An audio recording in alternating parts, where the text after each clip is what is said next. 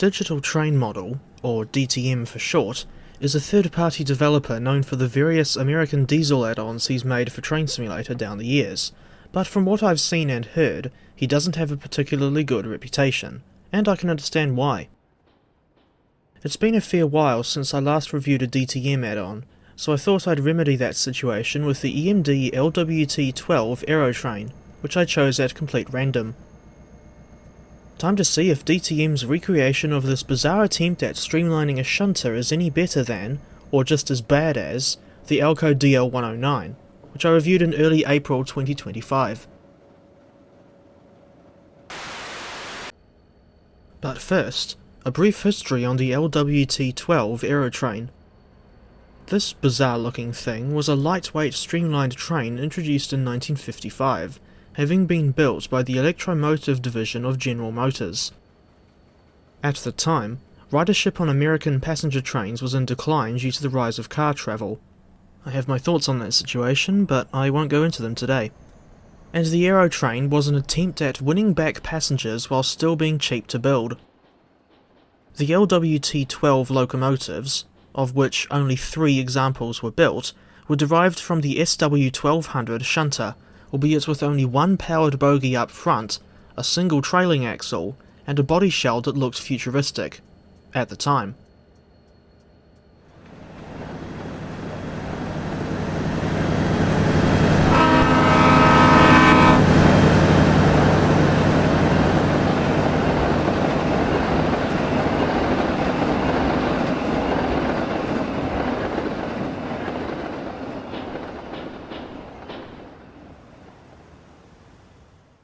To complete the Aerotrain formation, 2 of the LWT-12s were each coupled to a set of 10 coaches, with an observation coach at the tail end. The coaches were considerably shorter than standard American passenger coaches, and the Aerotrain's appearance was heavily inspired by contemporary automobiles, hardly surprising since it came from General Motors. Speaking of road vehicles, the coaches were essentially just widened bus bodies on rail wheels, so you could say that they were like a predecessor to the controversial Pacer trains of the UK. Starting in 1956, the 2 Aerotrain sets were tested on the New York Central, Pennsylvania Railroad, Union Pacific, and Atchison, Topeka and Santa Fe Railway, only to get rejected by all 4 railroads. The Aerotrain's coaches suffered from poor ride quality due to their light weight and 2-axle design. Not helping the situation were the LWT-12 locomotives themselves, as they were so underpowered that they had to be towed over steeper sections of the Santa Fe and Union Pacific systems.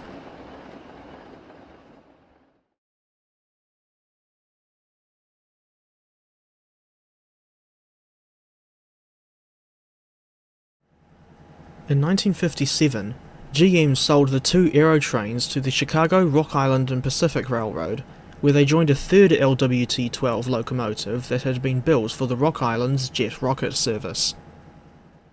Seeing as they were unsuitable for high-speed express services, the LWT-12s were relegated to commuter service from Chicago to Joliet, and eventually withdrawn in 1966.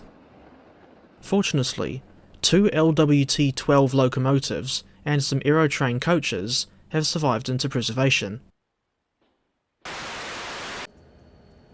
DTM released his LWT-12 Aerotrain add-on in July 2017, and as of December 2025, it is still available on Steam for $24 New Zealand at full price. Not much is included in this pack, just the LWT-12 locomotive herself and her matching coaches, with the locomotive being in either unbranded or Pennsylvania Railroad variants, and 2 scenarios for the old Horseshoe Curve route. Why we didn't get variants with New York Central, Union Pacific or Rock Island branding is anyone's guess. The modelling looks alright from a distance, but I can't help thinking that the area surrounding the headlights looks misshapen when compared to photographs of the real LWT-12. Not helping the situation is the area directly below the headlights looking really dark for some reason. This wasn't the case on the real locomotives. Meanwhile, There's something off with the texturing, at least in my eyes.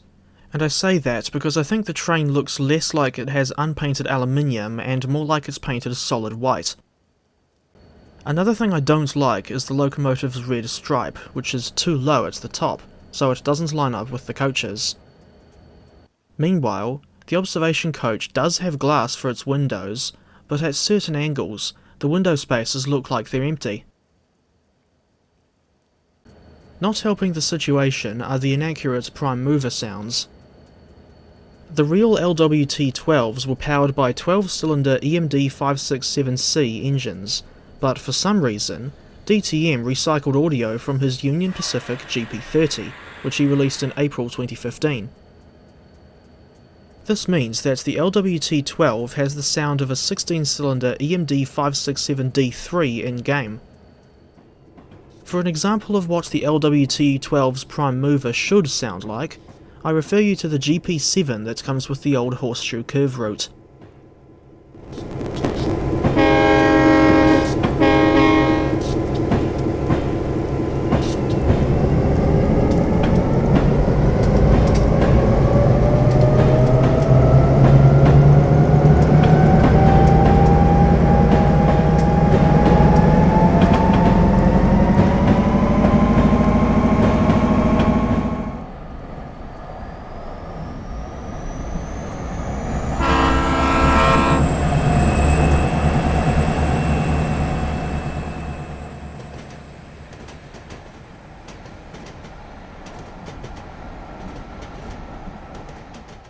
Continuing with the questionable sounds, the horn audio doesn't end smoothly depending on how long you hold down the spacebar.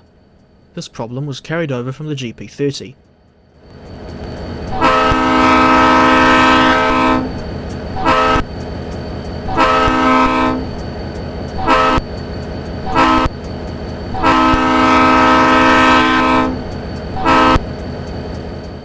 The keyboard command for the instrument lights doesn't work, and yet the command for the cab lights works perfectly fine. Speaking of lights, the LWT-12 has a working Mars light, but this looks really weird depending on the angle from which you're looking at it. Upon closer inspection, I noticed that it appears to be playing a short animation on loop.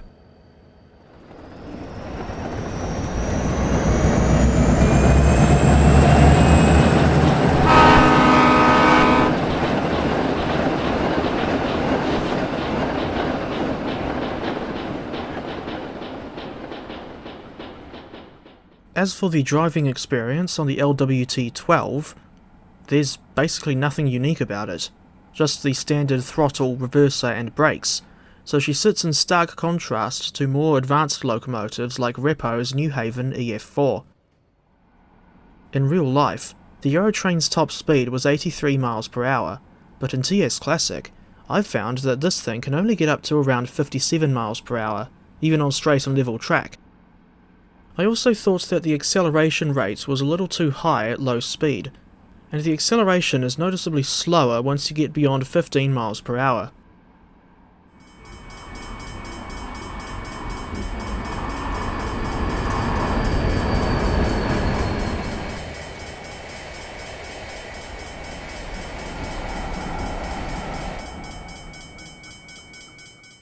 I should also note that the doors open and close way too quickly, although this issue is not isolated to the Aerotrain.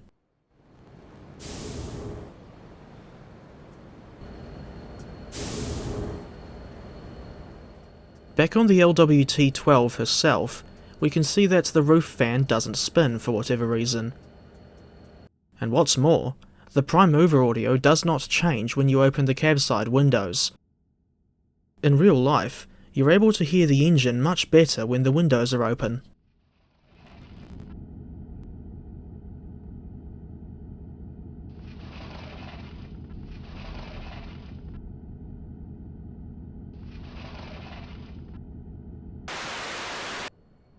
In closing, would I recommend the LWT-12 Aerotrain to other TS Classic players who like American content?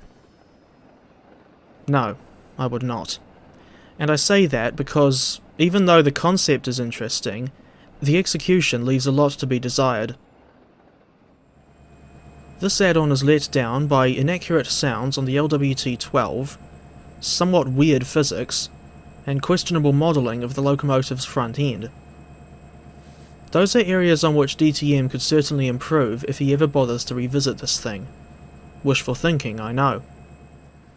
It's a shame that this one turned out the way that it did, because something as unusual as the Aerotrain had the potential to be a good addition to Train Simulator. Even so, if you still want to get this thing for yourself, I highly recommend waiting for a sale. If you've stuck around to the end of the video, you win an ES44AC that has recently taken a liking to a certain band from Akron, Ohio. It's the Devo Gevo.